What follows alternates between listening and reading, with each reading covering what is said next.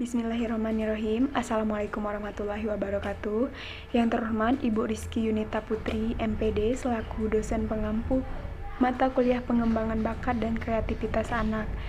Nama saya Cindy Naria dengan NIM 17591124. Saya berasal dari Prodi PGMI semester 6E. Jadi di video ini saya akan memenuhi tugas saya, yaitu cara seorang pendidik mengembangkan kreativitas anak. Dalam dunia pengajaran, seorang pendidik harus mampu mengembangkan kreativitas anak.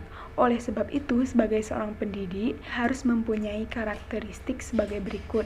Yang pertama, kreatif dan menyukai tantangan. Guru harus menjadi individu yang kreatif. Tanpa sifat ini, sulit sekali seorang guru dapat memahami keunikan karya dan kreativitas anak.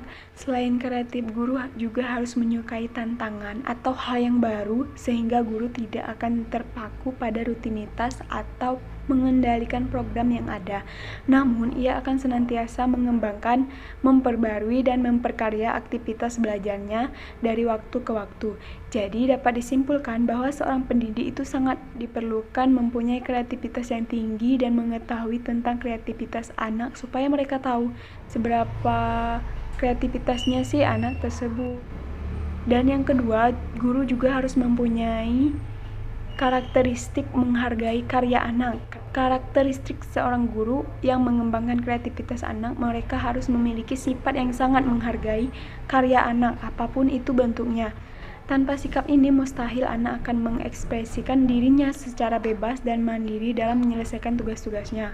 Penghargaan ini bisa berupa pujian ataupun pengakuan seorang guru, bahwa penghargaan ini harus menjadi motivasi bagi anak untuk terus mengekspresikan diri dan berkembang dengan lebih optimal. Dalam hal ini dapat disimpulkan bahwa sebagai seorang pendidik itu harus mempunyai sifat yang sangat menghargai seorang anak apapun yang dia lakukan.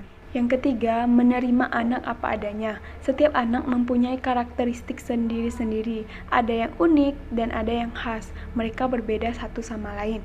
Seorang guru dituntut agar dapat memahami keunikan tiap anak dan menerimanya dengan baik, serta menghindari sikap diskriminatif atau membedakan anak satu dengan anak yang lain. Dengan adanya penerimaan terhadap anak tersebut akan merasa nyaman dengan kita. Jika anak merasa diabaikan dan tidak diterima oleh gurunya, maka anak akan kehilangan rasa amannya atau nyamannya ketika berdekatan dengan gurunya. Tanpa rasa aman, seorang anak tidak dapat belajar dengan baik.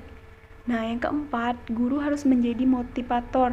Guru sebagai pendorong siswa dalam rangka meningkatkan kemauan dan pengembangan kegiatan belajar siswa dan juga kreativitas. Yang kelima, itu guru harus memiliki karakteristik, yaitu kemahiran dalam mengajar, adil dan tidak memihak, memiliki rasa humor, memberi perhatian terhadap masalah anak, dan memiliki penampilan dan sikap yang menarik. Jadi anak itu tidak akan mudah bosan ketika belajar dengan kita. Nah, guru juga harus mengetahui falsafah mengajar. Yang pertama, guru harus mengetahui bahwa belajar itu penting dan juga menyenangkan. Jadi bagaimana caranya seorang guru itu harus membuat kelas itu menjadi menyenangkan dan tidak membosankan. Yang kedua, siswa itu adalah pribadi yang unik, sehingga patut untuk disayangi dan dihargai. Selain itu, siswa bebas dalam menyampaikan dan mendiskusikan semua permasalahan yang dihadapinya secara terbuka kepada guru ataupun kepada teman sebayanya. Yang ketiga, siswa dirangsang untuk menjadi pelajar yang aktif, bukan pasif dalam menerima pelajaran. Yang keempat, hindari suasana tegang dan penuh tekanan saat guru mengajar di kelas. Sama seperti poin pertama tadi, guru harus membuat situasi kelas itu menjadi menyenangkan. Yang kelima, ada perasaan memiliki dan kebanggaan dalam diri siswa selama di kelas. Jadi, setiap yang dilakukan siswa, jika itu benar, seorang guru itu harus memberikan pujian berupa senyuman, tepuk tangan, dan sebagainya. Yang keenam, pengalaman belajar sebaiknya mendekati pengalaman dari dunia nyata. Yang ketujuh, guru selalu lebih mengutamakan kerjasama selama di dalam kelas. Setelah mengenali pendidikan atau falsafah mengajar, hendaknya guru juga perlu memperhatikan strategi mengajar dalam meningkatkan kreativitas siswa. Nah, hal-hal yang dapat dilakukan oleh guru dalam mengembangkan kreativitas siswa antara lain, yang pertama, memberikan kesempatan pada siswa untuk memilih topik atau kegiatan apa yang akan dilakukannya dalam menyelesaikan suatu permasalahan. Contohnya, mempertimbangkan suatu masalah tentang pertentangan.